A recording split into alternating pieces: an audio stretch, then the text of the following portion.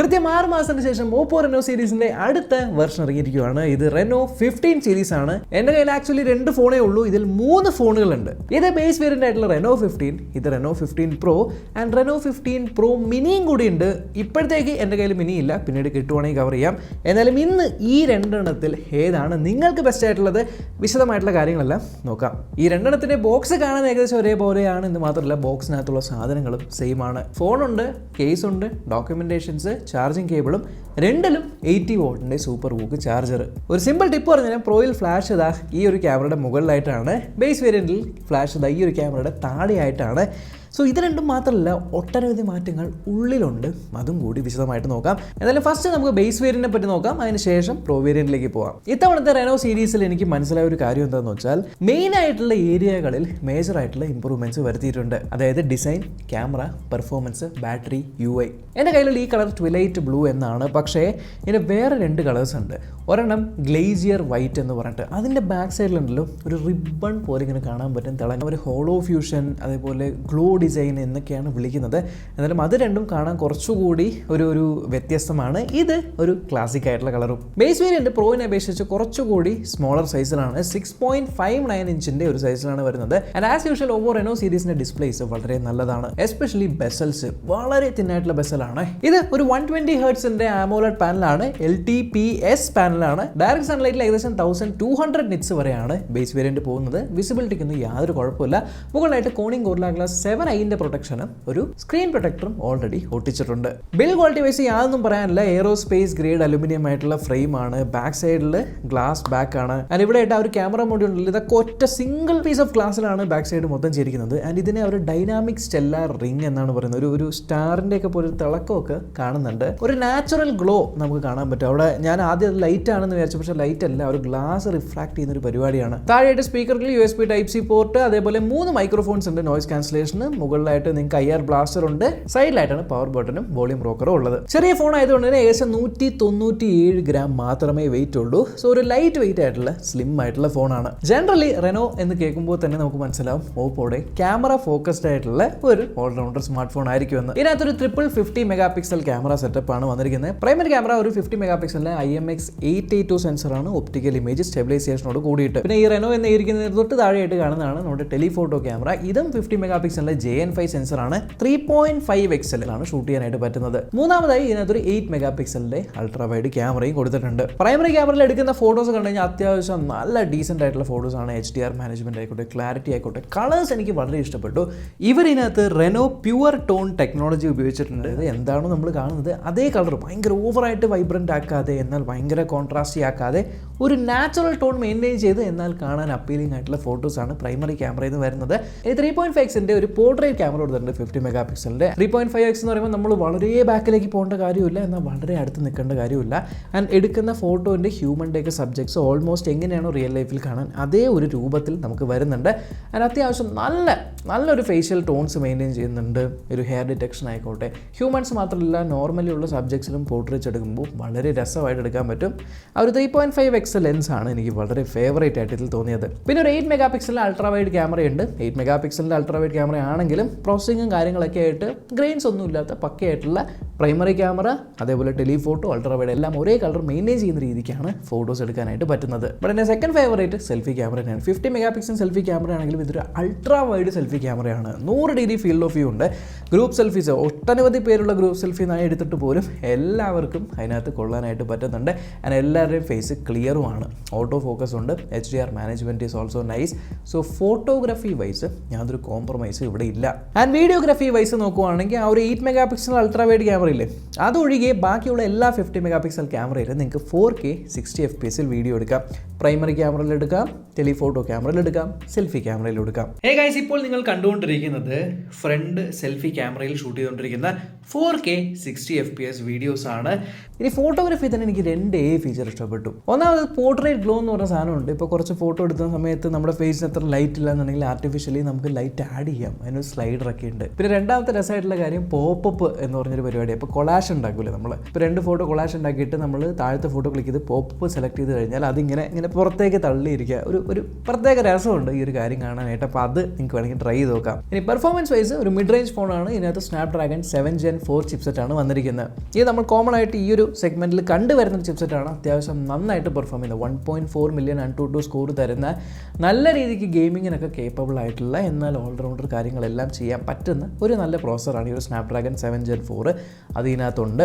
കാര്യമായിട്ടുള്ള heating issue ഒന്നും AnTuTu test ചെയ്ത സമയത്ത് എനിക്ക് അനുഭവപ്പെട്ടില്ല. ആൻഡ് ഓൾസോ ഗെയിമിങ്ങിനായിട്ട് ഹൈപ്പർ ബൂസ്റ്റ് 2.0 എന്ന് പറഞ്ഞ ഫീച്ചർ ഉണ്ട്. ഒന്നുമില്ല, സ്റ്റേബിൾ ആയിട്ടുള്ള 120 ഫ്രെയിംസ് പെർ സെക്കൻഡ് കിട്ടാൻ വേണ്ടി യൂസ് ചെയ്ത ആ ഒരു ഫ്രെയിം സംഭവം സെറ്റാക്കുന്ന പരിപാടിയാണ്. അതേപോലെ ടെമ്പറേച്ചറും യൂസ് ചെയ്ത് കൺട്രോൾ ചെയ്യും. അതുകൊണ്ട് ചൂട്, ഞാൻ പറഞ്ഞ നേരത്തെ പോലെ ചൂടാകാത്ത ഒരു പ്രവണതയാണ് കണ്ടത്. സോ ഓവറോൾ കൈ പിടിക്കുമ്പോൾ ഒരു കൂളായിട്ടുള്ള ഒരു ഫോണായിട്ട് തന്നെയാണ് എനിക്ക് തോന്നിയത്. LPDDR5X RAM ആണ്. UFS 3.1 സ്റ്റോറേജ് ആണ് ഇതിനകത്തുള്ളത്. ഞാൻ സ്റ്റോറേജ് ടെസ്റ്റും റൺ ചെയ്ത് നോക്കി, കുഴപ്പമൊന്നുമില്ല. ഗെയിം കളിക്കുമ്പോൾ സൈഡിൽ നമ്മൾ വലിക്കുകയാണെങ്കിൽ ഗെയിം ക്യാപ്ചർ പാനൽ വരും. അതിനകത്ത് കുറച്ച് പരിപാടികളൊക്കെ ചെയ്യാൻ പറ്റും. എന്തായാലും സ്നാപ്ഡ്രാഗൺ 7 Gen 4 അത്യാവശ്യം ഒപ്റ്റിമൈസ്ഡ് ആയിട്ടുള്ള എഫിഷ്യൻ്റ് ആയിട്ടുള്ള ചിപ്പാണ്. അതിൻ്റെ കൂടെ നിങ്ങൾക്ക് 6500 mAh ബാറ്ററിയാണ് വരുന്നത്. 80 വാട്ടിൻ്റെ സൂപ്പർ വൂക്ക് ചാർജിങ് സപ്പോർട്ട് ചെയ്യുന്നുണ്ട്. ചാർജർ ബോക്സിനകത്തുണ്ട്. ഏകദേശം 51 മിനിറ്റിൽ നിങ്ങൾക്ക് ഫുൾ ചാർജ് ചെയ്യാനായിട്ട് പറ്റും. പിന്നെ അതേപോലെ ഈ ഒരു ചാർജ് പെട്ടെന്ന് ഡ്രെയിൻ ആവുന്നില്ല, കാരണം നല്ല ഒപ്റ്റിമൈസ്ഡ് ആണ് ColorOS 16. ഇഷ്ടം പോലെ ഫീച്ചേഴ്സ് ഉണ്ട്. ആ ഒരു പാരലൽ ആനിമേഷൻ, അവരുടെ ആ ഒരു ട്രിനിറ്റി എഞ്ചിനും, എന്താ അതിനൊരു പേരുണ്ടെന്ന്, ലൂമിനസ് റെൻഡറിങ് എഞ്ചിൻ. അതായത് നല്ല രസമാണ്. ഈ ഒരു ആപ്പ് ഓപ്പൺ ചെയ്ത് ക്ലോസ് ചെയ്ത് ഒരു അഡിക്റ്റീവ് ആയിട്ടുള്ള ഒരു ഫ്ലൂയിഡിറ്റി ഉണ്ട്. അത് നിങ്ങൾ എക്സ്പീരിയൻസ് ചെയ്തേ പറ്റൂ. അപ്പോൾ അത് എക്സ്പീരിയൻസ് ചെയ്യുന്നതിന് മുന്നേ ഒരു കാര്യം നിങ്ങൾ ചെയ്യണം. ഇതിനകത്ത് കുറച്ച് പ്രീ ഇൻസ്റ്റാൾഡ് ആയിട്ടുള്ള ആപ്ലിക്കേഷൻസ് വരുന്നുണ്ട്. അപ്പോൾ ആവശ്യമില്ലാത്ത ആപ്ലിക്കേഷൻസ് എല്ലാം അൺഇൻസ്റ്റാൾ ചെയ്ത് കളയുക. അതേപോലെ ഹോട്ട് ആപ്സ്, ഹോട്ട് ഗെയിംസ് നിങ്ങൾ ആപ്പ് മാർക്കറ്റിൽ പോയിട്ട് ഓഫാക്കി വെച്ച് കഴിഞ്ഞാൽ നിങ്ങൾക്ക് ക്ലീൻ ആയിട്ടുള്ള ഫ്ലൂയിഡ് ആയിട്ടുള്ള ഒരു യൂസർ എക്സ്പീരിയൻസ് കിട്ടും. സ്ക്രീനിൽ നിങ്ങൾ മുകളിലേക്ക് 3 വിരൽ കൊണ്ട് സ്വൈപ്പ് ചെയ്ത് കഴിഞ്ഞാൽ മൈൻഡ് സ്പേസിലേക്ക് സാധനങ്ങളൊക്കെ പോകും. ആൻഡ് അത് നിങ്ങളെടുത്ത ആ ഒരു സ്ക്രീൻഷോട്ടിലുള്ള കാര്യങ്ങളെല്ലാം യൂസർ റെക്കഗ്നൈസ് ചെയ്യും. ഇത്തവണ മൈൻഡ് സ്പേസിനകത്ത് നിങ്ങൾക്ക് ക്വസ്റ്റ്യൻസ് ചോദിക്കുക. ഇപ്പോൾ നിങ്ങളൊരു സ്ക്രീൻഷോട്ട് കുറേ എടുത്ത് വെച്ചിട്ടുണ്ടാവല്ലോ. അപ്പോൾ അതിൽ ഏതോ ഒരെണ്ണത്തിൽ AnTuTu സ്കോറിൽ CPU സ്കോർ എന്താണ് എന്ന് ചോദിച്ചു കഴിഞ്ഞാൽ ആ സ്ക്രീൻഷോട്ടിൽ നിന്ന് പോയി തപ്പി നമുക്ക് ആൻസർ തരും. പിന്നെ നോർമലി ഉള്ള ഫീച്ചേഴ്സ്, അതായത് call translator, voice scribe, call summary, recording, ഈ വക പരിപാടികളെല്ലാം ഇതിനകത്തുണ്ട്. പിന്നെ power button press and hold ചെയ്ത് കഴിഞ്ഞാൽ ഗൂഗിൾ ജെമിനി വരും. ഗൂഗിൾ ജെമിനി നല്ലപോലെ ഇൻറ്റഗ്രേറ്റഡ് ആണ്. ആൻഡ് ഓൾസോ സർക്കിൾ ടു സെർച്ചും അവൈലബിൾ ആണ്. ഡ്യുവൽ സ്റ്റീരിയോ സ്പീക്കേഴ്സ് ഉണ്ട്. നല്ല ലൗഡ് ആണ്. ഏകദേശം ഒരു 50-40 സെപ്പറേഷൻ എന്ന് വേണമെങ്കിൽ പറയാം. അതേപോലെ താഴെ in display optical finger print scanner വരുന്നുണ്ട്. അത്യാവശ്യം ഫാസ്റ്റും ആണ്. Wi-Fi 6 സപ്പോർട്ട് ചെയ്യുന്നുണ്ട്. Bluetooth 5.4 ഉണ്ട്. NFC-യും സപ്പോർട്ട് ചെയ്യുന്നുണ്ട്. ഇത്രയൊക്കെയാണ് ബേസ് വേരിയന്റിലുള്ളത്. ഇനി പ്രോ വേരിയന്റിൽ ബേസ് വേരിയന്റിനെ കമ്പയർ ചെയ്യുമ്പോൾ എന്താണ് പ്രധാനപ്പെട്ട മാറ്റങ്ങൾ എന്ന് വെച്ചാൽ, ഒന്ന് അപ്പിയറൻസ് വൈസ് പെട്ടെന്ന് കാണുമ്പോൾ ഏകദേശം സിമിലർ ആണെങ്കിലും ഇതിന്റെ പ്രോ വേരിയന്റ് ഇപ്പോൾ കോക്കോ ബ്രൗൺ എന്ന് പറഞ്ഞ കളറാണ് എൻ്റെ ഉള്ളത്. കോക്കോ ബ്രൗൺ അല്ലാതെ ഒരു കളറും കൂടി ഉണ്ട്, സൺസെറ്റ് ഗോൾഡ് എന്ന് പറയാം. അത് നല്ല രസമാണ്. ബേസ് വേരിയന്റിനെ കമ്പയർ ചെയ്യുമ്പോൾ പ്രോ വേരിയന്റ് ഡിസ്പ്ലേ കുറച്ചുകൂടി അപ്ഗ്രേഡഡ് ആണ്. 6.78 ഇഞ്ചിന്റെ കുറച്ചുകൂടി വലിയ ഡിസ്പ്ലേ ആണെങ്കിലും ഇതും 120 Hz ആണെങ്കിലും 1.5K റെസൊല്യൂഷനുള്ള ഡിസ്പ്ലേ ആണ്. അതും LTPO പാനലാണ്. ബ്രൈറ്റ്നസ് ലേശം ഒരു പൊടിക്ക് കൂടുതലാണ്. ഡയറക്ട് സൺഡേയിൽ 1800 നിറ്റ്സ് വരെ ഹൈ ബ്രൈറ്റ്നസ് മോഡ് പോകുന്നുണ്ട്. ബേസ് വേരിയന്റിനെക്കാളും പ്രോ വേരിയന്റ് ലേശം വെയിറ്റ് കൂടുതലാണ്. 205 gram ആണ് വരുന്നത്. ആൻഡ് ബാക്ക് ഇതിലും ഗ്ലാസ് തന്നെയാണ്. ആ ഒരു ഡൈനാമിക് സ്റ്റെല്ലാർ റിംഗ് ഇതിലും വരുന്നുണ്ട്. ഒരേ ഒരു വ്യത്യാസം എന്ന് വെച്ചാൽ ഇതിനകത്ത് നിങ്ങൾക്ക് വയർലെസ് ചാർജിങ് സപ്പോർട്ട് ചെയ്യുന്നുണ്ട്. അതും 50 വാട്ടിന്റെ എയർ വൂക്ക് ചാർജിങ്. രണ്ട് ഡിവൈസുകളും IP66, 68 ആൻഡ് 69 സർട്ടിഫൈഡും ആണ്. സ്പ്ലാഷ് ടച്ചും സപ്പോർട്ട് ചെയ്യുന്നുണ്ട്. ബാക്ക് ക്യാമറ മൊഡ്യൂൾസ് കാണാനായിട്ട് ഒരേപോലെ ആണെങ്കിലും പ്രധാനമായിട്ടുള്ള വ്യത്യാസം എന്ന് വെച്ചാൽ ഇതിന്റെ പ്രൈമറി ക്യാമറ 200 മെഗാപിക്സലിന്റെ ഒരു മെയിൻ സെൻസറാണ്. ഒപ്റ്റിക്കൽ ഇമേജ് സ്റ്റെബിലൈസേഷനോട് കൂടിയിട്ട് അതും HP5 സെൻസറാണ് വന്നിരിക്കുന്നത്. ഫോട്ടോ സാമ്പിൾസ് ഞാൻ നിങ്ങൾക്ക് കാണിച്ചു തരാം. ഇനി ഇതിനകത്ത് 50 മെഗാപിക്സലിന്റെ OIS ഉള്ള ഒരു 3.5x JN5 ടെലിഫോട്ടോ സെൻസറാണ് ഉള്ളത്. പക്ഷേ രണ്ടിലും ഫോട്ടോസ് എടുക്കുന്ന സമയത്ത് കാണാനായിട്ട് ചെറിയൊരു വ്യത്യാസമുണ്ട്. ഇതിന്റെ അപ്പർച്ചറിന്റെ ഒരു വ്യത്യാസമുണ്ട് എന്നുള്ളതുകൊണ്ട് ആ ഒരു ഡിഫറൻസ് നമുക്ക് മനസ്സിലാവും. കുറച്ചുകൂടി ഒരു ബെറ്റർ ആയിട്ടുള്ള ഫോട്ടോസ് നമുക്ക് പ്രോയിൽ കിട്ടുന്നുണ്ട്. ആ ഒരു എഡ്ജ് ഡിറ്റക്ഷൻ ആയിക്കോട്ടെ, ആ ഒരു ഫേഷ്യൽ എന്താ പറയുക വിത്തും കാര്യങ്ങളൊക്കെ ആയിക്കോട്ടെ, ഓവറോൾ നല്ലൊരു എക്സ്പീരിയൻസ് ആണ് ടെലിഫോട്ടോ എന്ന് വരുന്നത്. കൂടാതെ അൾട്രാ വൈഡ് ക്യാമറ മറ്റേതിൽ 8 മെഗാപിക്സൽ ഉള്ളൂ എന്ന് ഞാൻ പറഞ്ഞു. ഇതിനകത്ത് അൾട്രാ വൈഡ് 50 മെഗാപിക്സൽ ആണ്. ഒരു OV50D എന്ന് പറയുന്ന സെൻസറാണ് വരുന്നത്. ഫ്രണ്ട് ക്യാമറയും നേരത്തെ കണ്ട പോലെ തന്നെ ഒരു വൈഡ് ആയിട്ടുള്ള അൾട്രാ വൈഡ് ആയിട്ടുള്ള 50 മെഗാപിക്സലിന്റെ 100 ഡിഗ്രി ഫീൽഡ് ഓഫ് വ്യൂ ഉള്ള ക്യാമറയാണ്. ഇനി അൾട്രാ വൈഡും 50 മെഗാപിക്സൽ ആക്കിയതുകൊണ്ട് ഇതിൽ അൾട്രാ വൈഡിലും 4K 60 എടുക്കാം, പ്രൈമറി 1x-ലും 4K 60 എടുക്കാം, അതേപോലെ ടെലിഫോട്ടോ 3.5x-ലും 4K 60 എടുക്കാനായിട്ട് പറ്റും. ഫ്രണ്ട് 50 മെഗാപിക്സൽ സെൽഫി ക്യാമറയിലും 4K 60 FPS വീഡിയോ ഷൂട്ട് ചെയ്യാനായിട്ട് പറ്റും.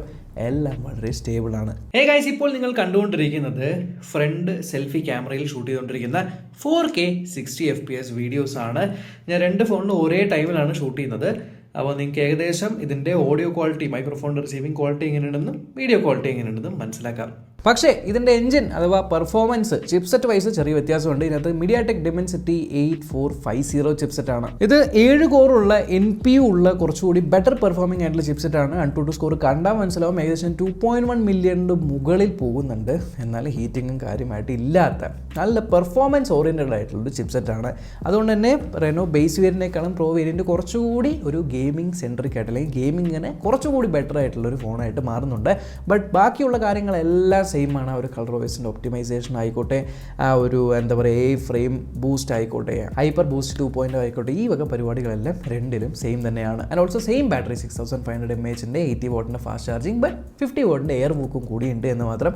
എയർ വൂക്കിലൂടെ ആ ചാർജർ ഉണ്ടെങ്കിൽ 71 മിനിറ്റിൽ ഫുൾ ചാർജ് ചെയ്യാൻ പറ്റും. പക്ഷേ ഇതിൻ്റെ റാം റോം വേരിയൻസ് രണ്ടും LPDDR5Xും UFS 3.1 ആണെങ്കിലും ബേസ് വേരിയൻറ്റ് നിങ്ങൾക്ക് 8 256, 12 256 ആൻഡ് 12 512GB വരുന്നുണ്ട്. Pro variant 12GB 256 and 12GB 512 മാത്രമാണ് വരുന്നത്. സോ 15 എടുക്കണോ 15 Pro എടുക്കണോ എന്ന് വെച്ചാൽ എൻ്റെ അഭിപ്രായം വെച്ച് നിങ്ങളുടെ ഓൾറൗണ്ടർ മിഡ് റേഞ്ച് ഫോൺ നോക്കുന്നുണ്ട് എന്നുണ്ടെങ്കിൽ ഡെഫിനറ്റ്ലി റെനോ 15 തന്നെ നിങ്ങൾക്ക് എല്ലാ പരിപാടികളും ചെയ്യാനായിട്ട് പറ്റും. ഇനി നിങ്ങൾക്ക് ഓൾറൗണ്ടർ ഫോൺ തന്നെ വേണം, പക്ഷേ കുറച്ചുകൂടി പെർഫോമൻസ് വേണം, കുറച്ചുകൂടി ബെറ്റർ ആയിട്ടുള്ള ക്യാമറ വേണം, ഏകദേശം ഒരു ഫ്ലാഗ്ഷിപ്പ് ലെവൽ ഫീൽ കിട്ടണം എന്നുണ്ടെങ്കിൽ നിങ്ങൾക്ക് റെനോ 15 Pro ആയിട്ട് പോകാൻ പറ്റും. അതിനോ AI ബൂം കാരണം പ്രൈസുകൾ എല്ലാ ഫോണുകളുടെയും ലേശം കൂടിയിട്ടുണ്ട്. ഇതിൻ്റെ എക്സാക്ട് പ്രൈസിങ് എനിക്ക് അറിയില്ല.